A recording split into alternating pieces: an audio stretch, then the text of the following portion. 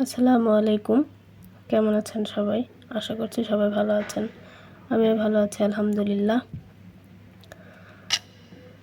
তো এটা হলো জবের পড়া। আমি জব সলিউশন পড়ছি। আমি যে কোনো কিছু লিখে পড়তে ভালোবাসি, এটাই আমার অভ্যাস। তো আমি জব সলিউশনের 2টা বিসিএস কমপ্লিট করেছি। যাই হোক 4 দিনে মনে হয় শেষ করেছি আমি, কারণ লিখে পড়তে পড়তে সময় লাগে অনেক। তবে এটা বেশি ইফেক্টিভ, কারণ যখন দিন শেষে ঘুমাতে যাব আর কি, তখন এটা খুলে একবার জাস্ট চোখ বুলালে মনে হয় ও আচ্ছা, এগুলো আমি সারাদিন পড়েছি। তো এভাবে আমি 25-26 2টা বিসিএসের কোয়েশ্চেন কমপ্লিট করেছি। আমি এভাবে নোট না করেও পড়ে দেখেছি, আমার খুব বেশি মনে থাকে না, তবে এক একজনের ক্ষেত্রে এক এক রকম। তবে আমি যদি এভাবে নোট করে পড়ি, আমার পড়াগুলো একটু বেশি দিন মনে থাকবে, দেখেছি মনে থাকেও। তবে এভাবে যাই হোক, ম্যাথগুলো ইজি ছিল, ওগুলো জাস্ট একটু অন্য রাফ পৃষ্ঠায় করে নিলাম, আর সাথে যেগুলো আমার দরকার ছিল না ওগুলো লিখে নিই, যেগুলো আমি পেরেছি আর কি ওগুলো লিখে নিই। আর যেগুলো একটু মনে হচ্ছে যে না আমি মনে রাখতে পারবো না বা কষ্ট হবে একটু, ওগুলো হচ্ছে দাগায় দাগায় লিখছি।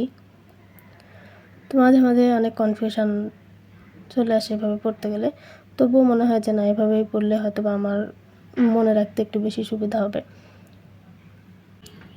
তবে যারা জবে পড়া পড়ছেন বা অ্যাডমিশান দিবেন সামনে, এরকম যারা আছেন, কোশ্চেন ব্যাংক এভাবে সলভ করে দেখবেন, অনেক দিন মনে থাকে।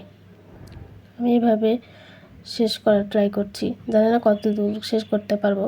তবে যাই হোক, এই 2টা কমপ্লিট করতে আমার 3.5 ঘন্টার মতো লেগেছে, কিন্তু আমি যদি নোট ডাউন করে না পড়তাম তাহলে হয়তো বা 2 ঘন্টায় শেষ হতো।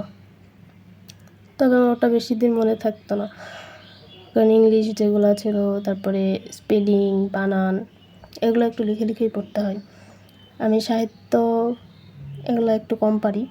ইংলিশ সাহিত্য ভালো লাগে, কিন্তু বাংলা এটা ভালো লাগে বলতে ভালো লাগে, কিন্তু আমি মনে রাখতে পারি না। তো ওগুলো একটু লিখছি, ওগুলো পড়ছি। আর জিকেটা আমি বরাবরই পারতাম না। যাই হোক, এখন আরও কেমন হবে জিকে। তবে সব মেলায় ওগুলা যেগুলো আগেরই ছিল ওগুলো ওখান থেকে দেখে দেখে আপডেট কিছু হয়তো বা ফোনের সাহায্যে গুগল বা আপডেট যে বইগুলো আছে সেখান থেকে বেছে বেছে নিয়ে নোট করা ট্রাই করেছি আর কি।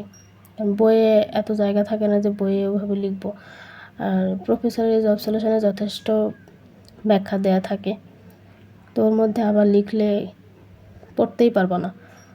তো ওই জন্য আর কি ওখানে না লিখে আমি খাতায় করছিলাম। আর ম্যাথগুলো যাই হোক এভাবে করেছি। তবে এভাবে পড়লে দেখা যায় একটা কোশ্চেনে একটু বেশি সময় দিতে হয়। এভাবে দেখা যায় যে আপনার মনে থাকবে যে কোন টপিক থেকে কোশ্চেনগুলো বেশি আসে, কম আসে, বা কোন টপিক আমি একটু বেশি পড়বো, কোন টপিক আমি বাদ দিব। এভাবে জব সলিউশনটা শেষ করতে পারলে আমি যখন বই সাবজেক্ট ওয়াইজ পড়বো তখন আমার একটু সুবিধা হবে। তো এভাবে পড়ে দেখতে পারেন, আশা করি আপনাদের সবারই উপকার হবে। আমি প্রথমে বিসিএসেরগুলো শেষ করব, হয়তো বা 2 দিনে একটা করে পড়বো, কারণ সব কিছু মিলাই তো আমাকে পড়তে হবে। একাডেমিক তো আমি বাদ দিতে পারছি না, যেহেতু সামনে পরীক্ষা আমার।